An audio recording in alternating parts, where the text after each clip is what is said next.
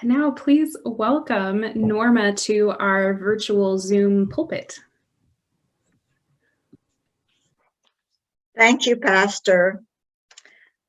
I want to first, can you all see me? I can barely see me. Okay. I want to thank Pastor Chrissy and Suzanne for inviting me and making it possible for me to be here this morning. I was telling Pastor that it's been about a year since I preached. And then all of a sudden, within the last 6 weeks, I'm preaching 3 times. So this is exciting for me. And today is Palm Sunday. Before I start my sermon, I always like to say a funny story. So if I may, I'd like to share this little story about a senior pastor who was called on an emergency to leave the church. So he called his associate pastor and said, I'm going to be gone for a week. Can you preach? Can you take care of all the church functions? Not a problem, said the junior pastor. So the week went by, senior pastor came home, and he called the deacon chair. How did it go last Sunday? The deacon chair looked very, very sad, and he said, oh, Pastor, it was not good at all. In fact, half the congregation were asleep on Sunday morning. Well, that got senior pastor really worried, so he called the junior minister, the associate, for a meeting. How did it go last Sunday? Well, it was such a busy week. Mrs. Smith fell down. I had to take her to the emergency. Wednesday night was youth day. Friday was Bible study. I didn't have time to think about a sermon. I hope you don't mind, but I went into your files and I got one of your old sermons. Anyway, that's my humor. Today is Palm Sunday. I just want to share a bit about how they got started. Pam is a group that started talking about gathering together back in the 70s. And they finally got the permission of the UCC General Synod to come to the table. Pam, can you all see this? I don't know if you can see this. Probably. Can they see this? Pam? Yeah. Yeah. Okay. So PAM stands for Pacific Islanders Asian American Ministries. And the group, whenever a group talks about getting together, it's usually to make a difference. They want to voice their opinions and bring their gifts to bringing about change. And that's what Pam wanted to do. They wanted to bring change. And so they met, and they have 6 regions. It starts in Hawaii. In California, we have North and South. We have a region in Washington State. We have one in the Midwest and one in the East Coast. We have 6 regions. Each one has their bylaws. Each one has their moderator and their set of officers. Then among the 6, we have the national PAM moderator, who sits on the executive council to bring about any changes that they want. And PAM works within their organization and also outside of their organization. It's to bring about justice issues so that people can be made aware and who can make a difference. Because the way you can make a difference is being at the table. You have to be at the table, a huge table. When I was on it, we had about 100 members. And then there was a changeover, and I think now it's about half that size. Right now, in all the 6 PAM groups, the hate crimes that we have been reading about in the last 2 months have just accelerated. Maybe some of you saw on video this man pushing this elderly person. It was just horrific, and she had to be taken to the hospital. But it's just escalated in the past year. So this is what Pam is trying to do, to gather up all the people to fight, to bring about a peaceful recognition of all the ethnicities. In Pam, we have the Chinese, Japanese, Koreans, Filipinos, and we have some Puerto Ricans, excuse me, not Puerto Ricans, but people from Samoa.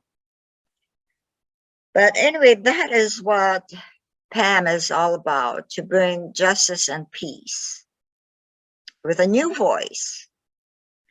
And people might say, well, what can we as church members do? Well, there is something that we all can do that's not really difficult. We can get on your computer and ask who is your congressional leaders for your zip code, and they'll pop up. And you can write a very short, simple letter to ask Congress to support the Asian hate crime resolutions. In fact, just 3 days ago, I saw something on my internet about a new resolution that was passed by the Senate.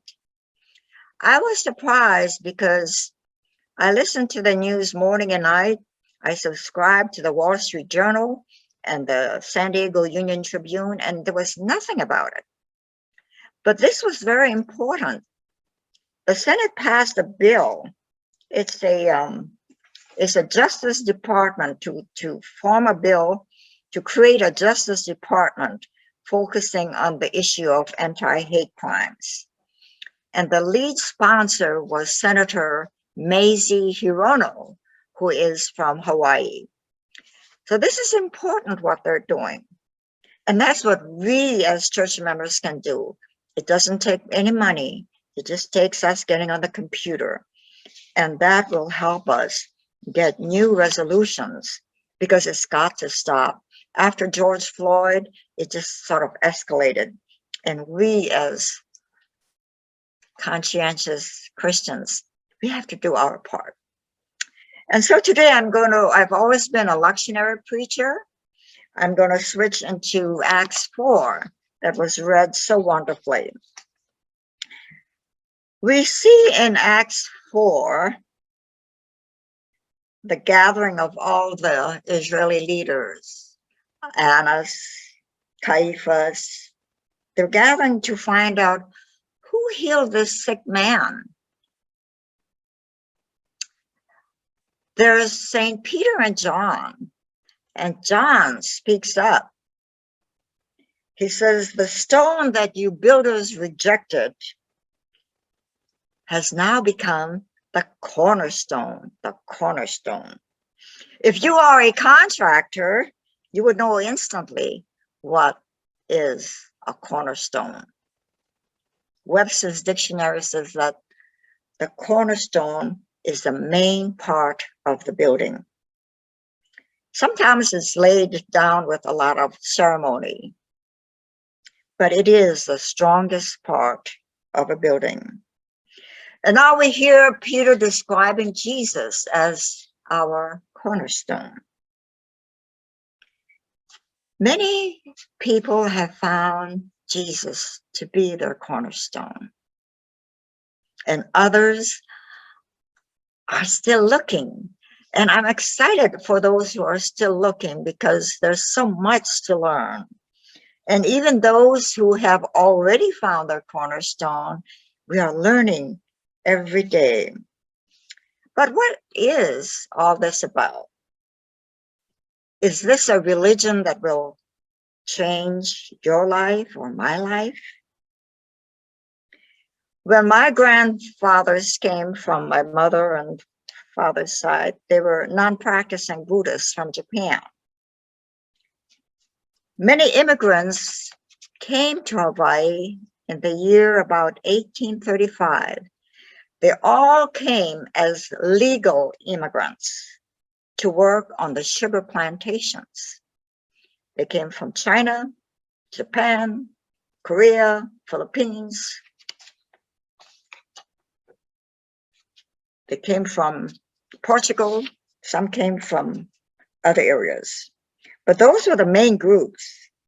These folks came about 1835. And we wonder, how did they get along?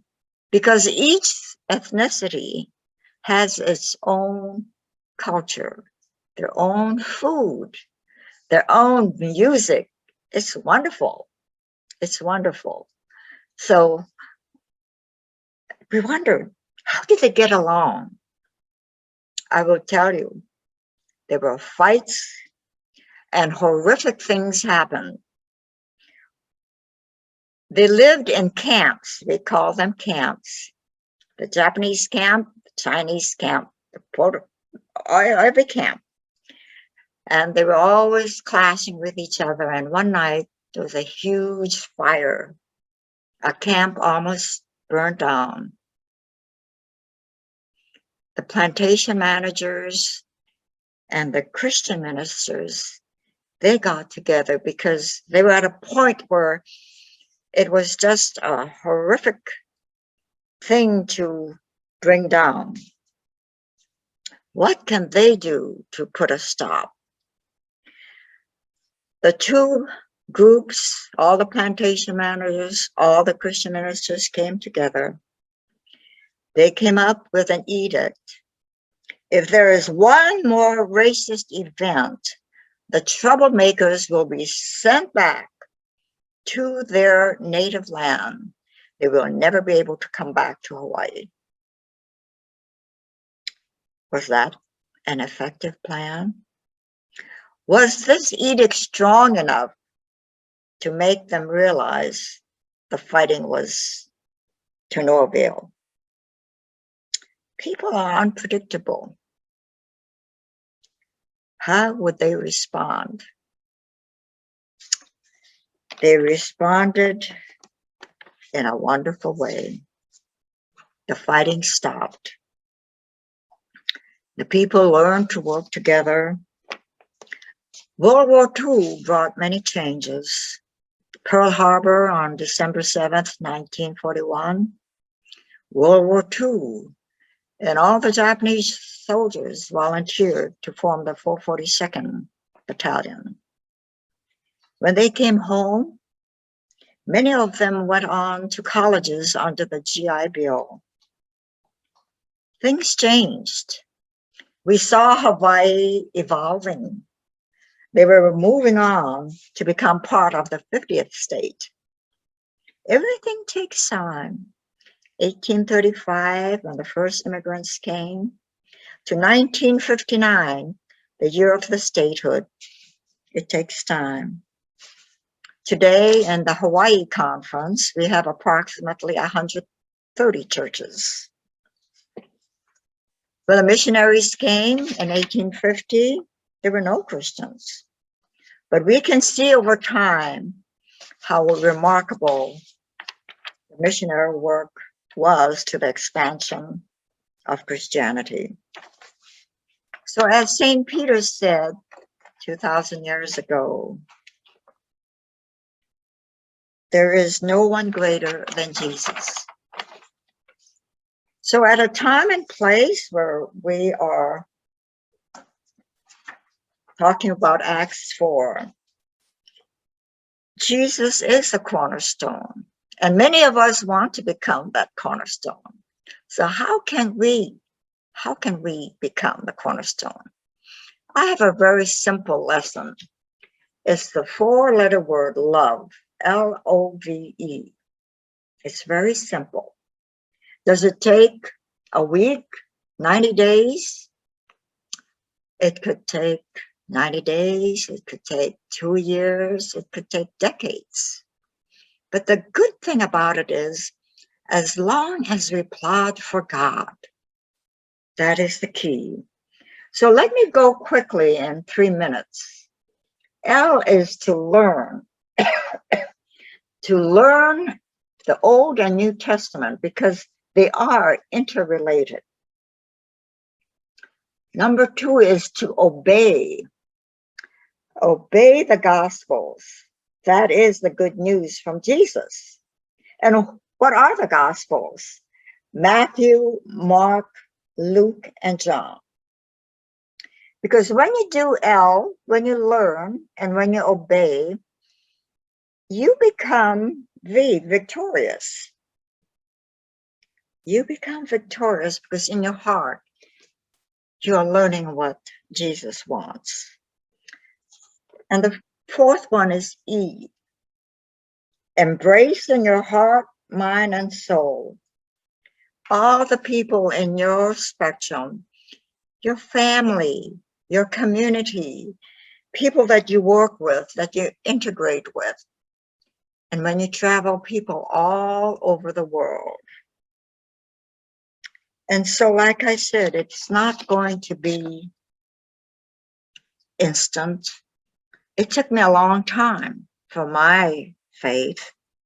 I was a very active high school person, but my brother died. He was a pilot and he died, and that put me in a deep freeze for about 7 or 8 years. I had a pastor who never prayed with me, never gave me any words of inspiration, hope, consolation. But you know, if you're not afraid to go look for God, you can learn, you can obey, you can feel victorious, and you can embrace the world. So we can start anywhere in the Bible. Some people like to start in Psalms, kind of like a book of poetry. I like to start in Genesis because there's such good stories in there. But start any place. Begin where it hits your heart. Because once you're on that journey, it's very exciting, very exciting. And so for today, love is the key. Love is the key to becoming the cornerstone for Jesus Christ. Amen.